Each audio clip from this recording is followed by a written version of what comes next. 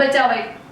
ભુજ શહેરમાં અવારનવાર ગૌ માતા ખાડામાં પડતા હોય છે અને આવા અનેક કિસ્સાઓ સામે આવતા હોય છે। તેવામાં ગઈકાલે રાત્રિના સમયે ભુજના પ્રભુનગર વિસ્તારમાં એક ગૌ માતા ખાડામાં પડી ગયા હતા અને આ ઘટનાની જાણ તુરંત જ ગૌરક્ષા સેવા સમિતિના સભ્યોને કરવામાં આવતા આ સભ્યની ટીમ તેમજ નગરપાલિકાની ટીમ તાત્કાલિક ઘટના સ્થળ પર પહોંચી હતી અને આ ગાય માતાને હેમખેમ બહાર કાઢવામાં આવ્યા હતા।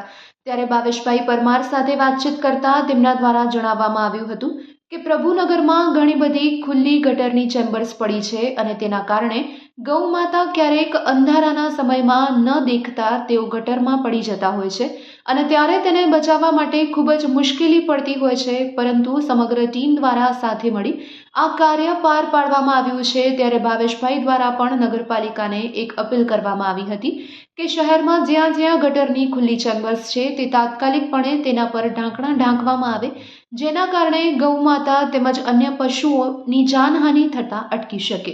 આ વિશે વધુ માહિતી આપી રહ્યા છે ગૌરક્ષા સેવા સમિતિના ભાવેશભાઈ પરમાર। મારું નામ ભાવેશ પરમાર, ગૌસેવા સમિતિ ભુજ।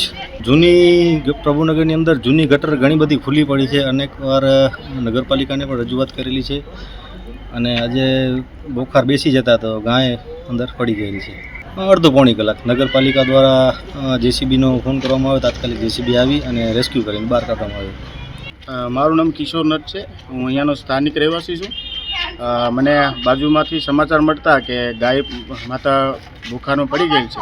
મેં તાત્કાલિક ભાવેશભાઈ પરમારનો ફોન કર્યો હતો અને ભાવેશભાઈની ટીમ આખી ટીમ આવી અને રેસ્ક્યુ કરી અને સાથે સાથે નગરપાલિકાની પણ ટીમ આવી અને રેસ્ક્યુ કરી ગૌ માતાનો બચાવ કર્યો છે। એટલો તમારા માધ્યમથી એટલો સંદેશ દેવા માગું છું કે આજુબાજુમાં આવા ગાય માતાના ઘટના ઘટતી હોય તો ભાવેશભાઈ જેવા વ્યક્તિઓ, જાગૃત વ્યક્તિઓ આગળ આવી અને સારું કાર્ય કરે છે, એટલે ભાવેશભાઈનો ખૂબ ખૂબ આભાર।